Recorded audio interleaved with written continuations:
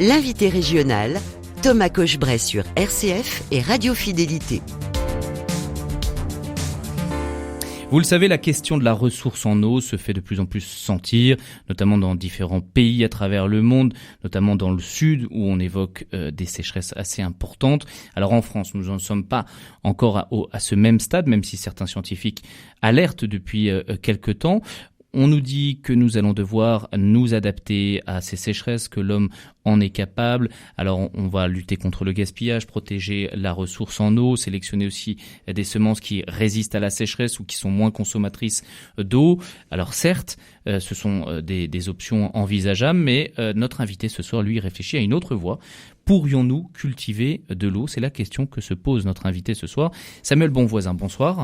Bonsoir Thomas, merci pour l'invitation. Merci d'être avec nous en direct sur les radios chrétiennes des Pays de la Loire. Vous êtes ingénieur agronome de formation, conférencier originaire de la Drôme, consultant et formateur en conception de systèmes régénératifs.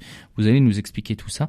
Et vous êtes notre invité à l'occasion de cette conférence que vous allez donner ce soir en Anjou, plus précisément à Saint-Georges-sur-Loire, au centre pastoral, à partir de 20h30. Et vous êtes invité par le CMR 49, le mouvement chrétien dans le monde rural. Donc j'en reviens à la question de la sécheresse. Alors on a beaucoup parlé de la sécheresse l'an passé, et d'ailleurs dans notre département, au niveau de la Loire, on en a vu aussi les conséquences, des feux de forêt, des rivières dont le niveau d'eau était extrêmement bas, tout comme le fleuve la Loire aussi qui était assez basse. Et puis ensuite on a eu quelques épisodes très chauds cet été, mais quand même avec de la pluie, et justement au niveau de la recharge en eau des nappes phréatiques ou bien des cours d'eau.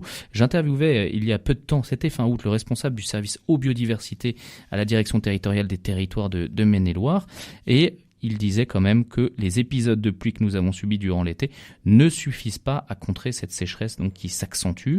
Les sols s'assèchent rapidement et les débits des cours d'eau s'amenuisent, comme celui de la Loire. On était passé à 127 mètres cubes par seconde à Montjean-sur-Loire durant l'été, et c'était un niveau atteint en moyenne un seul été sur 4. Et puis les nappes phréatiques voient leur niveau également baisser, et notamment dans le Haut-Anjou où c'est un petit peu plus critique. Alors Samuel Bonvoisin, face à cette situation, certains alertent sur cette eau qui s'amenuise, mais au risque aussi parfois de paraître un peu trop catastrophiste aux yeux de certains.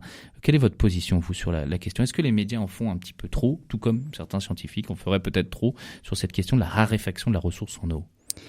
Non, je pense pas qu'on puisse en faire trop, malheureusement. Je pense qu'il y a deux choses. Il y a à la fois le fond, le sujet, qu'est-ce qu'on dit, qu'est-ce qu'on raconte. Et moi, je pense qu'il faut pas, il faut pas cacher la réalité, les travaux qui ont été menés par les scientifiques ces dernières années. Malheureusement, ça se confirme. On voit, alors même si c'est pas toujours visible par la météo, en fait, on voit quand même que les niveaux baissent. Il y a différents types de sécheresse.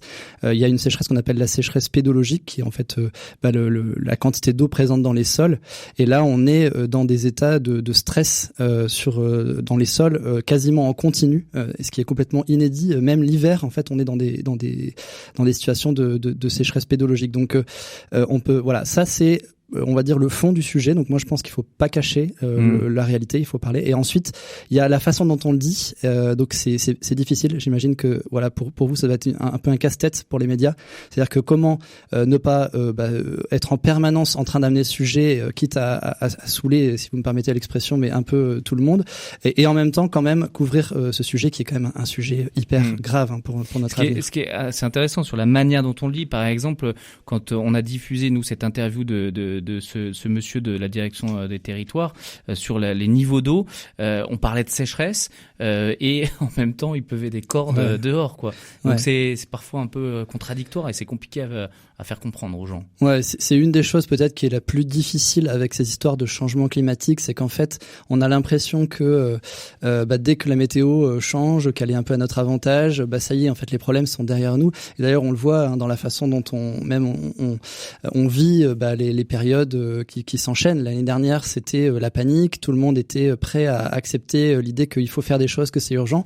Là, cette année, la situation est un peu différente. Là, il y avait parfois des gens qui disaient « Ah tiens, on nous parle le réchauffement climatique et puis la pluie pendant tout l'été, quoi. Les 15 jours d'été en Bretagne, ça a été que de la flotte. Et donc c'est ça. Et malheureusement, il faut pas lâcher. Il va falloir réagir. Il faut mettre en place des choses, des programmes pour préparer en quelque sorte l'avenir. Moi, dans mon domaine, l'agriculture, il faut absolument préparer l'avenir. Ça va changer. Les conditions pour la pratique de l'agriculture vont changer. Donc, on sait qu'il y a quand même moins d'eau dans certains pays du Sud qui sont touchés par des sécheresses.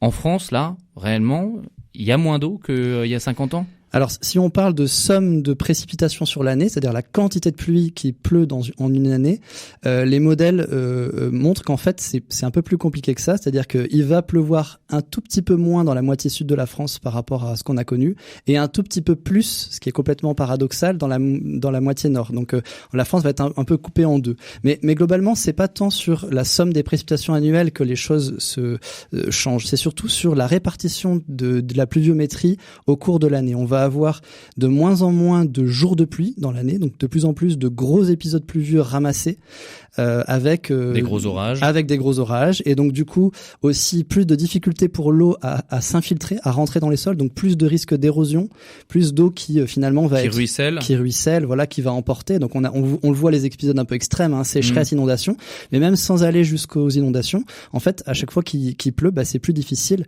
pour l'eau de rentrer, donc on en profite moins, on recharge moins les nappes. Et d'où cette question-là, forcément on y vient aussi, on vous dit il faut conserver cette eau qui ruisselle, qui part dans la rivière, qui s'en va à la mer.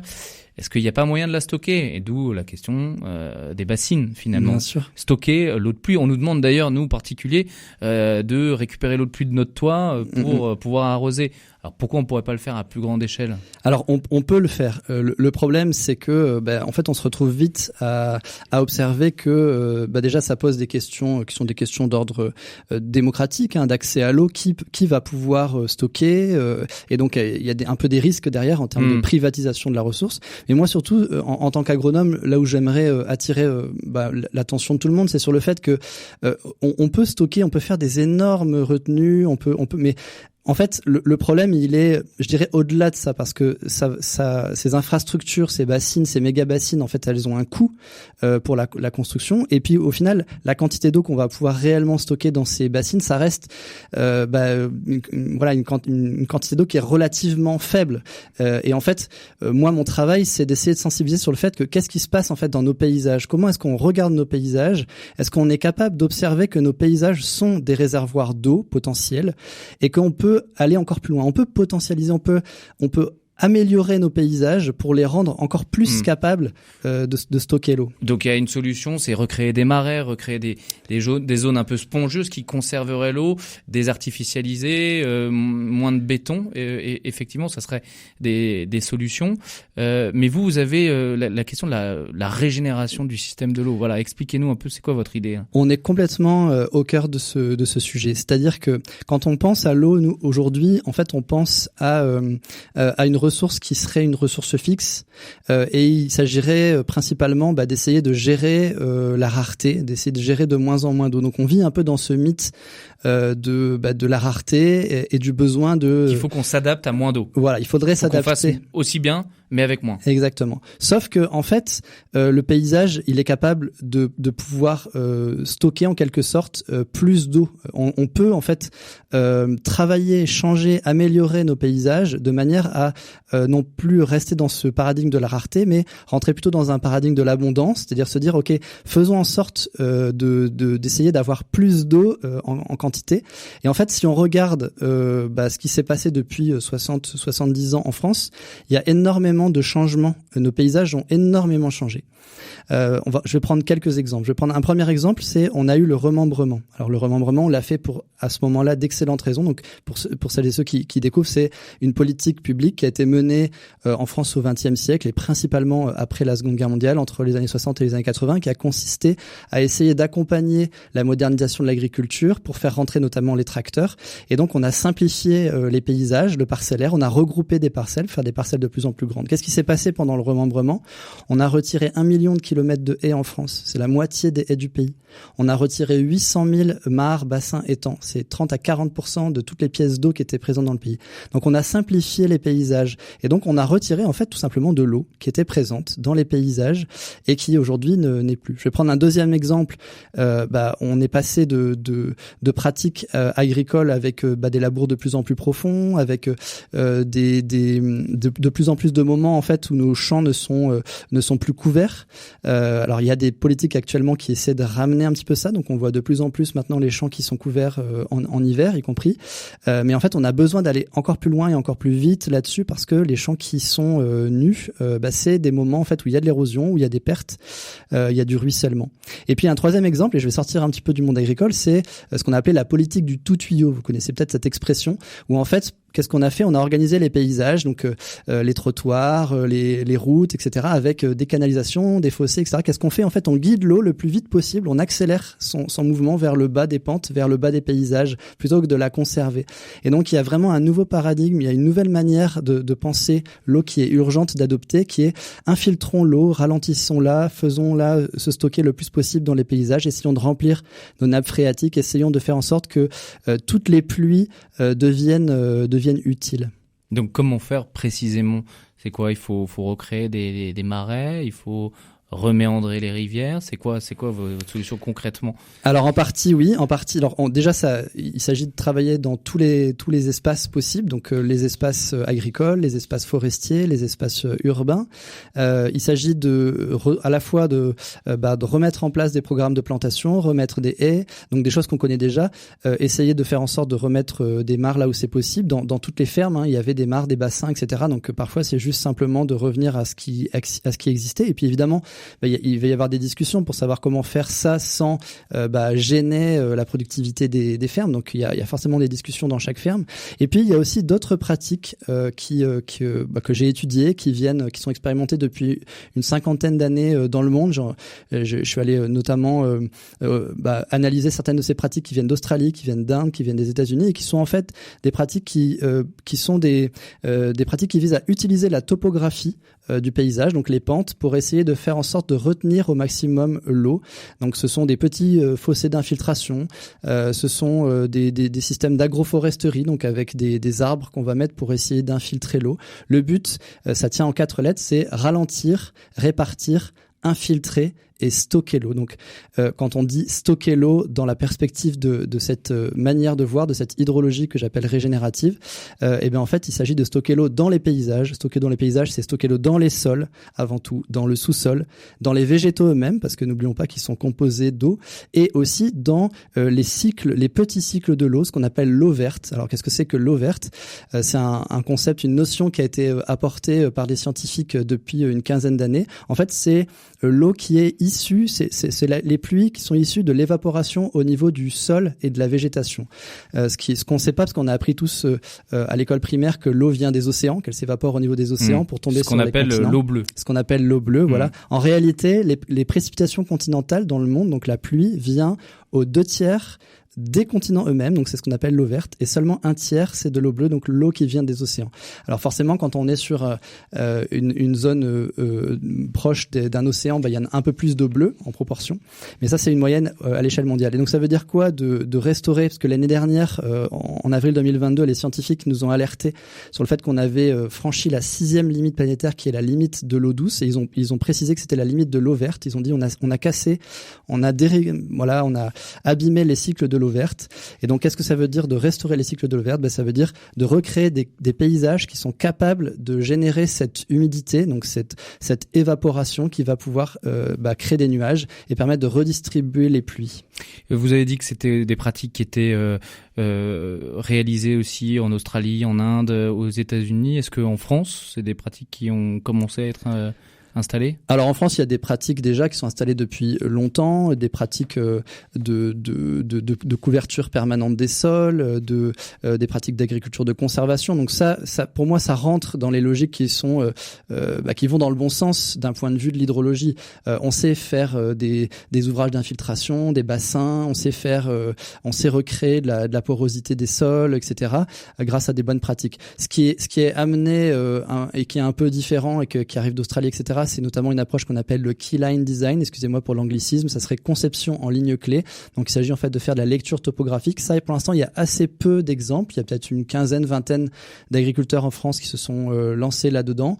Et puis après, ce sont des pratiques d'agroforesterie. Et donc là aussi, on a un peu plus d'expérience là-dedans. Ça fait une vingtaine d'années qu'on pratique et on développe l'agroforesterie en France. En tout cas, une approche moderne de l'agroforesterie, puisque évidemment l'agroforesterie, les arbres dans les systèmes agricoles, c'est présent dans toutes les fermes de nos grands-parents. Donc tout ça nécessiterait qu'on change un peu les manières de faire. Mais comment faire pour que ça se passe plutôt en douceur en France, où on sait que notre pays, quand il faut faire des grands changements comme ça cristallise un petit peu les positions. On l'a bien vu, l'épisode des bassines de Sainte-Soline, c'est deux visions qui s'opposent et qui s'affrontent de manière physique, quoi. Donc comment faire ça en douceur ? Alors pour moi, ce qui est important, alors là j'engage un petit peu ma manière de travailler, mais pour moi ce qui est important c'est de pas stigmatiser. C'est-à-dire que il faut pas dire voilà les méchants agriculteurs, voilà. Et ça c'est les gentils, ça. C'est ça c'est vraiment important. Le dialogue de toute façon pour moi c'est la clé dans le monde agricole comme ailleurs, et on voit qu'on souffre énormément de clivage et de manque de dialogue dans le monde agricole. Par ailleurs, les agriculteurs ils savent très bien faire ça, ils savent très bien prendre soin des paysages, prendre soin des arbres, créer des haies, etc. Le gros enjeu, c'est des enjeux de temps et d'argent. C'est-à-dire qu'aujourd'hui, en fait, pour un agriculteur, c'est difficile de s'engager dans un projet de plantation, etc. Donc pour moi, ça passe par des approches vraiment incitatives et par une valorisation en fait de ce travail de cultivateur de l'eau en quelque sorte que tous les agriculteurs de notre pays peuvent faire. Samuel Bonvoisin, merci beaucoup d'avoir partagé avec nous cette notion de régénération de l'eau que vous allez aussi partager avec ceux qui viendront à votre conférence organisée par le CMR 49 Chrétien au monde rural de l'Anjou. Ça sera donc tout à l'heure à partir de 20h30 au centre pastoral de Saint-Georges-sur-Loire. Encore merci. Avec plaisir.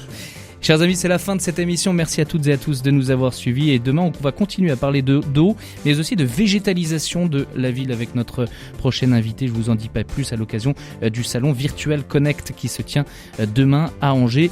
Je vous souhaite une agréable soirée et on se retrouve donc dès demain 18h10.